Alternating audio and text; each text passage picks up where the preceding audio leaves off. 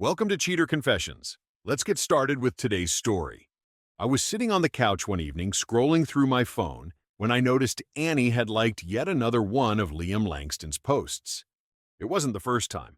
Over the past month, his name had been showing up on her feed more and more. Comments with inside jokes, likes stacked one after another. Liam wasn't just some random follower. He was her ex, 3 years together before me. I let it slide at first, but it kept gnawing at me.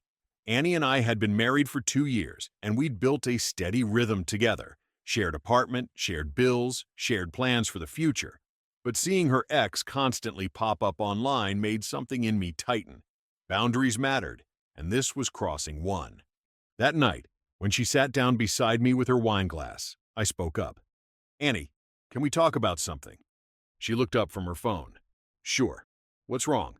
"I've noticed Liam's been pretty active on your posts. A lot of likes, comments. Honestly, it makes me uncomfortable. I think it'd be better if you removed him from your socials." She blinked, surprised. "You want me to delete someone because you feel weird about it?" I nodded. "Yeah, he's your ex. It feels like a boundary thing." Her expression hardened, then she let out a sharp laugh. "You think you own me? Charlie, this isn't the 1950s. I kept my tone even. "I'm not talking about ownership. I'm talking about respect. Being married means drawing lines. For me, keeping an ex this involved isn't okay." She leaned back, smirking. "So I'm just supposed to erase people from my life because you're insecure? That sounds controlling." "It's not insecurity," I said. "It's a boundary, one that protects us, not him." She rolled her eyes, muttering something about toxic masculinity, before returning to her phone. Conversation over. For her, anyway. I didn't press further. There was no shouting, no pleading, just a quiet note in the back of my mind. She'd made her stance clear, and so had I. She thought this was about ownership. What she didn't realize was that in 2025, respect isn't just private. It's public, time-stamped, visible to anyone watching. That was the moment I decided. If Annie wasn't going to respect the boundary, I'd handle it another way. I didn't bring it up again after that night. Annie's laugh, the way she dismissed me with that line about the 1950s, told me everything I needed to know. She wasn't going to budge. I wasn't interested in yelling or nagging. That never fixes anything. I work in brand intelligence, and I've spent years studying how people shape reputations online, how subtle signals matter more than grand statements. I knew if I wanted to draw a line, it wouldn't be with raised voices. It would be with strategy. That's when the idea for the Line Project came to me. A simple platform about modern relationships, built around one core question. Where do we draw the line? Not about Annie directly, not about Liam, just universal examples, polls, stories, and case studies. I wanted to frame boundaries as something rational and necessary, not emotional or controlling. I started quietly, a fresh Instagram account with a neutral name, a profile picture I pulled from a stock library. The bio read, "Exploring the modern rules of respect in relationships, anonymous stories, real data." My first post was a simple poll. Would you be okay with your partner liking their ex's photos? Yes or no? Within hours, responses poured in. Comments stacked up. Some called it insecurity. More called it a red flag. People debated in long threads. It was exactly what I wanted. Conversation fueled by their own words, not mine. I pulled in help, too. My colleague, Noah Kim, had a knack for video editing and storytelling. I told him I was experimenting with a side project about digital trust. He didn't need to know the personal angle. He helped me polish short clips with captions, music, and slick pacing so they fit right into the algorithm's sweet spot. Meanwhile, Annie carried on as if nothing had happened. As a lifestyle influencer, she kept up her usual content schedule: outfit photos, carefully staged brunches, and polished snapshots meant to maintain her brand image. Liam's likes never stopped. Every time I saw one, I logged it. Patterns, timestamps, frequency. I wasn't angry. I was methodical. She thought I was being old-fashioned for asking her to cut him off. But the truth is, nothing about what I was building was old-fashioned. The Line project started to take off faster than I expected. A few polls turned into carousels with clean graphics. Then, short-form videos where I narrated anonymous scenarios. People engaged like wildfire. Every clip was framed as a neutral case study, but the parallels to my own marriage were deliberate. One night, I scrolled through the comments. If your ex is still around, they're not really an ex. Boundaries aren't control, they're respect. Threads went on for hours. I didn't need to argue with Annie anymore. Thousands of strangers were making the case for me. A week later, we were invited to a small dinner hosted by Sofia Delgado, an old friend who worked in PR. Over wine, the conversation drifted to relationships and social media. Annie smirked and said, "Some men can't handle their wives having male friends. They call it boundaries, but really it's just insecurity." Sophia raised an eyebrow. "I wouldn't dismiss it that quickly. Brands watch influencers closely. Even personal drama bleeds into partnerships. I've seen contracts end over way less." Annie brushed her off with a laugh. "Please, people don't care about harmless likes and comments." I didn't say a word. I didn't need to. Sophia had just spelled out the truth Annie refused to hear. Perception mattered. Meanwhile, Liam grew bolder. He started leaving subtle public comments on Annie's posts. Classic Annie. Remember that trip? Only to delete them a few hours later, just enough for her followers to notice. One evening I asked, "Did you see Liam's comment on your photo?" She shook her head too quickly. "He comments on everyone's stuff, Charlie. Don't read into it." "Funny, he deleted it after a few hours," I replied. Her expression tightened. "You're imagining patterns that don't exist." She turned back to her laptop before I could respond. But the thing is, patterns were exactly what I studied. Every interaction left a trace, and I was collecting them quietly, building a timeline.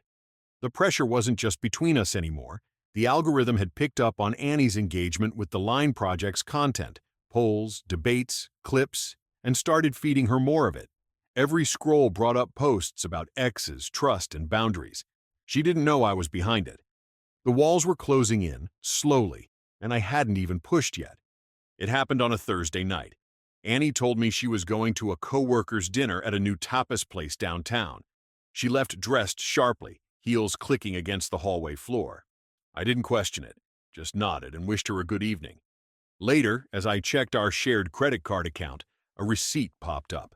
Not from the tapas place she mentioned, but from a rideshare drop-off near the Blue Lantern, a small club where Liam sometimes performed with his band.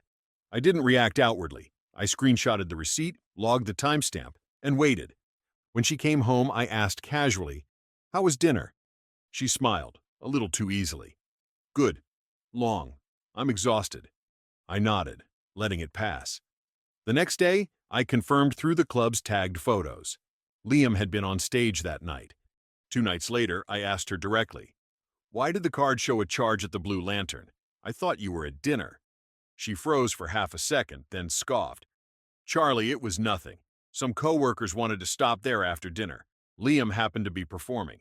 We exchanged a quick hello. That's it." "Was it co-workers?" I asked. "Or was it closure?" Her tone sharpened. "You're twisting this into something it isn't. You're obsessed. I can talk to whoever I want." I didn't argue. I didn't shout. I just let the silence sit between us until she turned back to her phone, annoyed that I hadn't taken the bait. That weekend, the Line Project ran a live case study. Title: When Your Partner Tells You One Thing But the Receipts Point Elsewhere.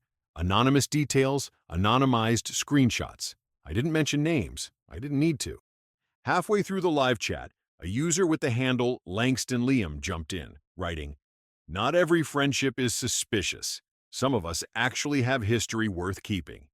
The comments exploded. People connected the dots instantly. They weren't stupid. A married woman showing up at her ex's show after lying about her whereabouts? It didn't take much imagination, and Liam's defensive presence in the chat all but confirmed the story. By the time I ended the stream, the narrative had shifted. What Annie laughed off as ownership was now being debated by thousands of strangers under a harsher light. And neither of them could stop it, because I hadn't named anyone. They had outed themselves.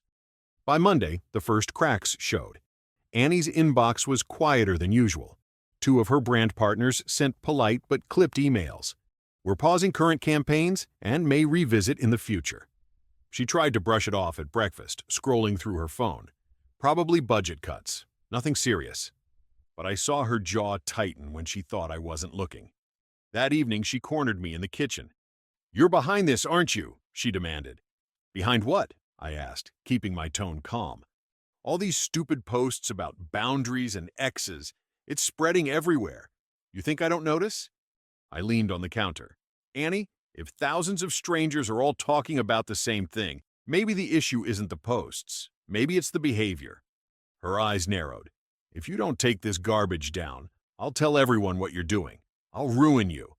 I didn't raise my voice. I just said, my marriage deserves private respect. I'll handle the rest offline. I posted that single line later that night on the Line project. No names, no finger pointing, just a quiet statement. It resonated far more than her defensive replies ever could. Meanwhile, I began separating our finances. I opened a new account, shifted my salary deposits, and documented every expense. Quiet, deliberate moves. The next day, I sat her down at the dining table. We need counseling. I've drafted a written plan. Clear boundaries, no private contact with exes, full transparency on DMs, no public flirty interactions. We take this to a counselor, sign it, and move forward. She pushed the papers back across the table. You're insane if you think I'm signing this. I don't need a contract to justify who I talk to. You sound like a dictator. Then we're at an impasse, I said simply. She stormed off, muttering about control. That night, I noticed she was on a blocking spree online, cutting off commenters who mentioned Liam, deleting anything that questioned her. To her, the problem was never the actions, only the audience that noticed them. 2 days later, Annie posted a note-style apology to her followers, a white background with black text, the kind that screams damage control. I've been reflecting on my choices. Boundaries are complicated, and I realize I could have handled things differently. I value respect in relationships, and I'm learning to grow. The comments tore it apart within minutes. PR apology. She's only sorry she got caught. Textbook pick-me behavior. I didn't comment. I didn't need to. That night, Liam made his move. He posted a late-night Instagram story, just a shot of his wrist with a familiar silver bracelet. Annie's bracelet. The same one she'd claimed she'd lost months earlier. His caption, "Some connections don't fade." The timestamp was clear. It overlapped with the same week she was posting her apology. Screenshots flew across group chats and Twitter threads within hours. If her apology had been shaky before, this made it collapse entirely. When I showed Annie the story, she went pale. "He's lying," she whispered. "Or maybe," I said evenly, "he's just proving what people already suspected." She grabbed her phone, typing furiously. I focused on practical steps. I contacted a lawyer, served Annie separation papers, and set a firm move-out date. There were no dramatic fights, no yelling across the apartment, just paperwork and a calendar reminder. On the Line project, I dropped one last neutral post. Apologies matter less than patterns. Respect is measured in choices, not captions. It wasn't about Annie by name, but everyone knew what it meant. She tried to spin her own narrative online, but every post was met with screenshots of Liam's bracelet, reminders of her contradictions. She couldn't delete fast enough. The audience had turned, and unlike before, this time I didn't need to push. The algorithm was doing the work for me. By the end of that month, Annie's online world was collapsing. She lost nearly 5,000 followers in 2 weeks. The comments on her posts were brutal. Even when she uploaded a harmless outfit photo, the replies circled back. "Where's Liam's bracelet?" Or, "Respect your marriage before selling products." Liam didn't escape either. His band stopped getting booked at the Blue Lantern after too many nights of drama following him in. At home, Annie was restless, pacing between the couch and the kitchen, checking her phone like she was waiting for a miracle. I was quiet, focused, moving through my own plan. Documentation stacked neatly in a folder on my desk. When she noticed, she asked, "So that's it? You're just leaving me to deal with this alone?" I answered calmly, "You left me to deal with it the moment you laughed in my face. I set a boundary. You broke it. I'm not yelling. I'm not begging. I'm just done." She broke down crying, accusing me of orchestrating the smear, of manipulating everyone against her. I didn't confirm or deny anything. I only said, "You chose actions that spoke louder than my words ever could." The rest handled itself. By the end of that week, I'd moved into a smaller apartment across town. Clean break. Legal separation filed. Meanwhile, the Line project kept growing steadily. 100,000 followers. Enough ad revenue to cover rent twice over. I donated part of it to a nonprofit teaching digital literacy. Irony wasn't lost on me. Annie spiraled online, but I didn't watch closely anymore. She was no longer my problem. For me, the story wasn't about revenge. It was about finally drawing a line that couldn't be crossed. 2 months later, Annie asked to meet. We sat across from each other in a quiet cafe. She looked smaller somehow, less sure of herself, dressed in plain clothes instead of the curated outfits she used to post daily. Her hands trembled slightly as she wrapped them around a coffee cup. "Charlie," she said, her voice low, "can we try again? I've been through hell. I wasn't cheating. It was just emotional confusion. I lost everything. Please." I let the silence stretch before answering. "Respect isn't confusion, Annie. It's a choice. And you made yours." Her eyes filled with tears. "You don't understand what it's like. The internet destroyed me. I thought modern relationships could include friendships with exes. Maybe I was wrong, but I didn't deserve this." I leaned forward. "No one would have cared about Liam if you'd honored a simple boundary. You laughed at me, told me it wasn't the 1950s. You're right, it isn't. Today, every choice is public. Every contradiction leaves a trace. That's the reality you built your life on." She whispered, "So, that's it? You're just walking away?" I set a spare key on the table. "I already did. I wish you well." I left her there, staring at the key, as I walked into the cold air outside. Life after Annie was calm. I stayed low profile, kept my personal life private. Eventually, I started dating someone new. Cassandra, a software engineer I met through mutual friends. No Instagram, no TikTok, just a GitHub account and a dry sense of humor. It was refreshing. Sometimes when I scroll through the Line Project's comments, Annie's name still comes up. "Remember backup plan, Annie?" This is giving Annie energy. She's become a cautionary tale, an online ghost of choices that backfired. And I think back to that night, sitting on the couch when I asked her to remove Liam. She laughed and said, "You think you own me? This isn't the 1950s." She was right. It isn't. In the 1950s, disrespect stayed behind closed doors. In 2025, it becomes content, amplified, time-stamped, impossible to bury. Modern problems demand modern solutions, and sometimes the solution is simply letting someone's own actions, magnified by the world they crave, undo them completely. Thank you for watching.